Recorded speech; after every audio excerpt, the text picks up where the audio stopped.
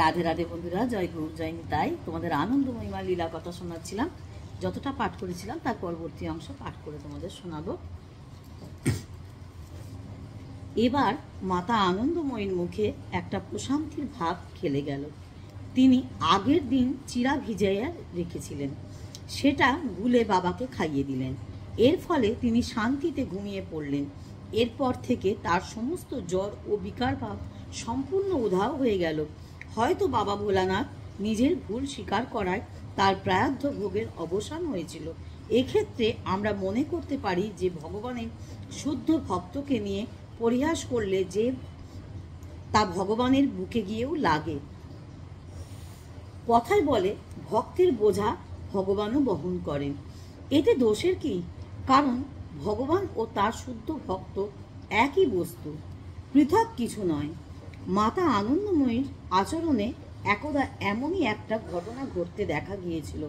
একবার শারদীয় পূজা উপলক্ষে রাজশাহী কলেজের অধ্যাপক অটল বিহারী ভট্টাচার্য মাতৃদর্শনে সহভাগে এসেছিলেন, কিন্তু এখানে এসে নানা প্রকার মানসিক আনন্দে অতিশয্যে তিনি হঠাৎ অসুস্থ হয়ে পড়েন। এ সময় তার মানস নয়নে কেবল মাতা আনন্দময়ীর মূর্তি ফুটে উঠেছিল। তখন তার একটি বাসনার উদয় হলো। তিনি মনে মনে ভাবতে লাগলেন, এখন মাতা যদি স্বয়ং এসে আমার মাথাটি টিপে দিতেন তাহলে কত না ভালো হতো। অন্তর্যামী মাতা আনন্দময়ী বুঝি তার কথা শুনতে পেলেন। ততক্ষণ তিনি সব কাজ ফেলে অটলবাবুর নিকট এগিয়ে এলেন এবং তার মাথাটি পরম স্নেহ ভরে হাত বুলিয়ে দিলেন। এছাড়া অটলের ভাগ্যে অতিরিক্ত প্রাপ্তিও ঘটল।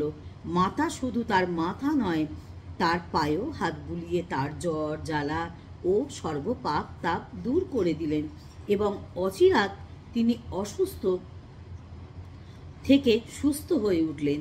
এরপর পরম শান্তিতে তিনি তার কর্মস্থলে ফিরে গেলেন, কেননা তার সব প্রাপ্তি ঘটে গেছে। এই জন্য নিজেকে তিনি ধন্য মনে করলেন। এর কিছুদিন পর ঘটনাক্রমে আলোচনায় অটলবাবুর প্রসঙ্গটি উঠেছিল। এই সময় ভাইজি তার সম্পর্কে হঠাৎ মন্তব্য করেন, সে সময় তার বুদ্ধিও তেমন। মাকে দিয়ে তার এরূপ সেবা পাওয়ার কি উদ্দেশ্য ছিল